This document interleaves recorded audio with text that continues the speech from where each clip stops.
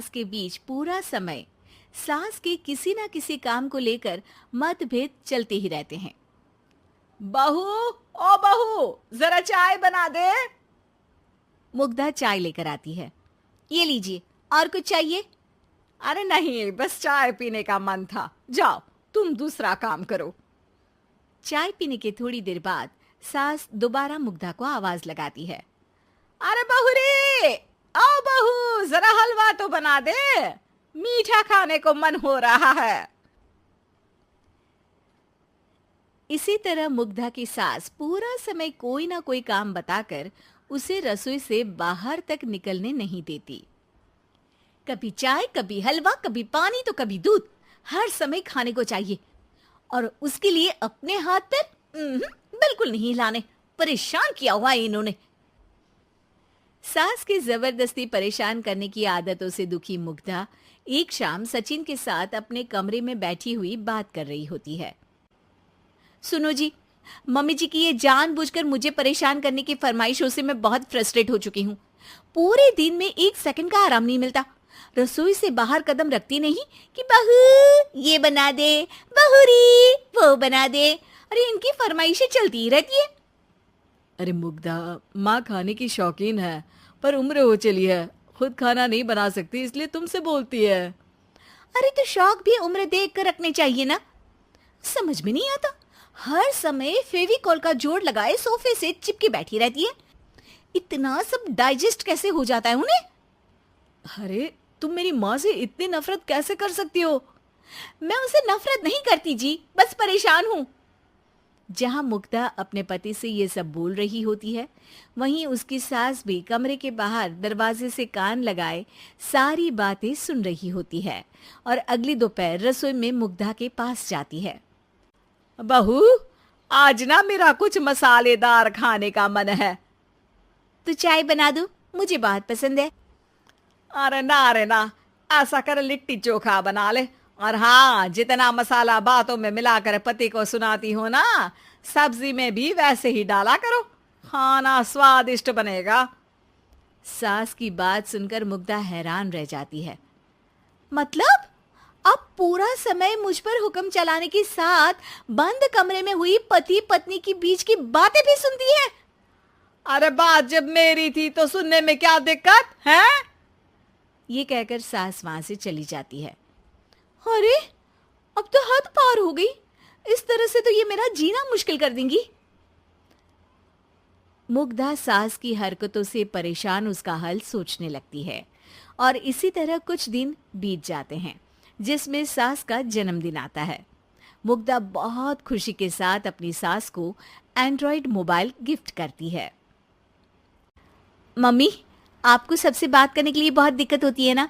कभी सचिन तो कभी मुझे बोलना पड़ता है, पर इस मोबाइल से आपको कोई दिक्कत नहीं होगी। एक जगह बैठे बैठे बहुत कुछ कर सकती हैं अब आप। मोबाइल देख सासू माँ खुश हो जाती है, पर उसे इस्तेमाल करना तो आता नहीं, इसलिए साइड में रख देती है। जिसे देख मुग्धा घर का सारा काम छोड़ मोबाइल सेट कर सास को इस्तेमाल करना सिखाने लगती है, जिसके बाद अब सास पूरा समय मोबाइल में ही लगी रहती है। हाय, जब से मम्मी को मोबाइल मिला है मेरी लाइफ में कितनी शांति आई है। अच्छा है, इसी तरह बिजी रहे तो मैं भी सुकून की जिंदगी जी पाऊंगी। अब मुग्धा जब मन करे काम करना, जैसा चाहे वैसा खाना बनाकर खाना, पूरा समय रिलैक्स और खुश रहने लगती है। क्या बात है, आजकल तुम बहुत चहक रही हो। अरे मम्मी जी से छुटकारा जो मिला है, अब ना फरमाइशें ना छुप छुप कर बातें सुनना। अच्छा, तो मोबाइल गिफ्ट करने की ये स्कीम थी। इसी तरह दिन बीतते हैं और अब मोबाइल पर लगी सास फरमाइशों की जगह सवालों के लिए बहू को आवाजें लगाना शुरू कर देती है। अरे बहू सुन तो, देख जरा किसी का फोन क्यों नहीं मिल रहा? रिचार्ज खत्म हो गया है, पर अभी 4 दिन पहले ही तो मैंने किया था, इतनी जल्दी कैसे खत्म हो गया? अरे मैंने कल तेरी कनाडा वाली मौसी सास से 3 घंटे बात की थी ना। क्या? इतना महंगा तो मोबाइल भी नहीं आया जितना महंगा इसका रिचार्ज पड़ रहा है। इसके बाद तो जैसे मुग्धा के दिन के 24 घंटे में से 20 घंटे सास के पास उनके मोबाइल रिलेटेड प्रॉब्लम सॉल्व करने की ड्यूटी ही बन जाती है। अरे मुग्धा, ये मोबाइल में अचानक तेरी मौसी सास की शक्ल क्यों दिखने लगी? और ये तो हिल भी रही है। मम्मी, ये गूगल डुओ का वीडियो कॉल है। इसमें आप बात करने के साथ एक दूसरे की शक्ल भी देख सकती हो। अच्छा, ये तूने मुझे पहले क्यों नहीं बताया? अब बताने के लिए पहले नहीं बताया। इसी बीच सचिन भी वहां आ जाता है और सास अपनी वीडियो कॉल में बिजी हो जाती है। क्यों, सास बहू में क्या गपशप चल रही है? इसे गपशप नहीं, दिमाग का दही होना बोलते हैं।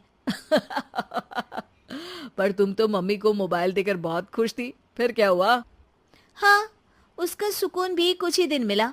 अब घर के टंटे खत्म हुए तो मोबाइल की टिंग टिंग शुरू हो गई। देखो भाई, कुछ पाने के लिए कुछ खोना तो पड़ता है। आखिर तुमने मोबाइल अपने फायदे के लिए ही तो दिया है, तो फिर सवालों के जवाब भी देने पड़ेंगे, क्योंकि जब तक उनके हाथ में ये फुंथरू रहेगा, तुम्हारी लाइफ में प्राइवेसी और सुकून रहेंगे। कहने का मतलब है अगर इससे प्यार बढ़े तो दाग अच्छे हैं। अरे मुझे पहले दिन से ही पता है मोबाइल किस मकसद से दिया गया है। भूलो मत, इससे पहले मैं बातें ही सुनती थी। सास की ये बात सुनकर मुग्धा शॉक में और सचिन हंसता रह जाता है।